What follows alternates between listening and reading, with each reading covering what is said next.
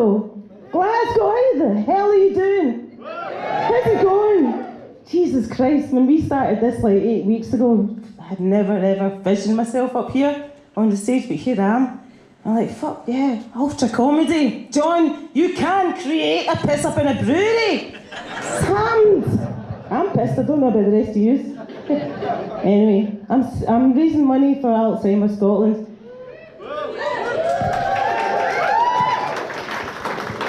Yeah, they looked after my mum, they looked after all of us actually, you know. And have any of you ever had to get caring for a loved one? Yeah? Fucking fraught, isn't it? It's fraught. It's a very, very particular kind of journey. Yeah, it's a very particular kind of journey for a Glasgow Nigerian family as well. So, when Mum ended up with dementia, we ended up having to get caring. So, it's about bringing in different people into your personal space, into your house, isn't it? Yeah. And Mum, for all of her years, was sweet, singy, smiley, beautiful, peace-loving, never swore. Dementia kind of kicked in. It was kind of like... It's kind of like all of a sudden like the love child of like a Glaswegian Alf Garnett and a Nigerian lilt lady. Boom.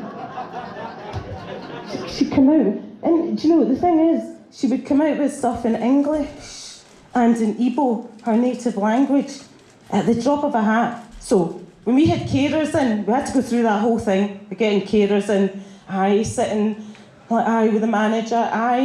She likes a cup of tea with 2 sugars, etc., etc. But then when the carers arrived, we had loads of funny stories with some of the carers. So a couple of them just way in part of the year tonight. One was Sharon. Sharon was one of the first carers to come in and look after my mum. You know, and you're inviting them into your personal space, not into even my personal space, into my mum's personal space with the tandoori decor in the hall, like very, very 70s chic. Back in the day with the Afro-Caledonians that we were back in the 70s. Sharon was arrived. Sharon came, introduced herself to Mum. Hi. Sharon was really professional. Sharon, butter would not melt in her mouth. Sharon was sweet as candy. Sharon was lovely. Long story short, Sharon was big. Sharon was portly, okay?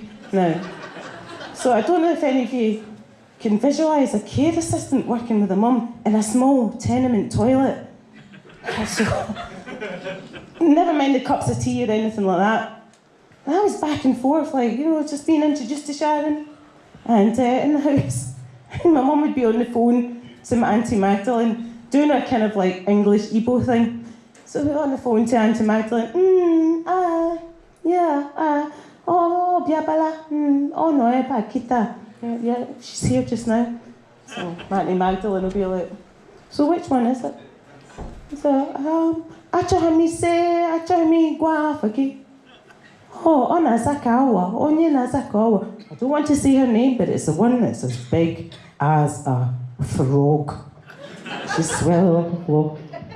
And I'm sat there all the time. I can hear the English, I can hear the Igbo. Mum's as sweet as pie.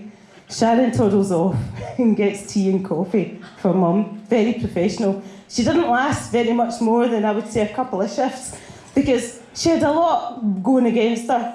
Like, firstly, my mum had her room, the house, at 28 minimum degrees centigrade, 12 months of the year, being little Nigeria in Woodlands, as did all of her, like wee pals, her wee aunties. And Sharon, unfortunately, was a victim of her own success, very professional. So we actually recommended Sharon to various of our aunties that were situated across the West End, all in high rises or on the 4th floor of a tenement. So Sharon, God love her, running up and down the stairs, up and down, giving it like, stirring the pot of like whatever the aunties had in there. Sometimes it was a cup of tea, sometimes it was goat meat, you know, Sharon had to get in there. She did all right. Sharon was like unrecognisable after a few months. You know, she'd been up and down those stairs. She lost a lot of weight. She looked fantastic. But she had maybe some sort of like post-traumatic stress. And then there was Simon, you know.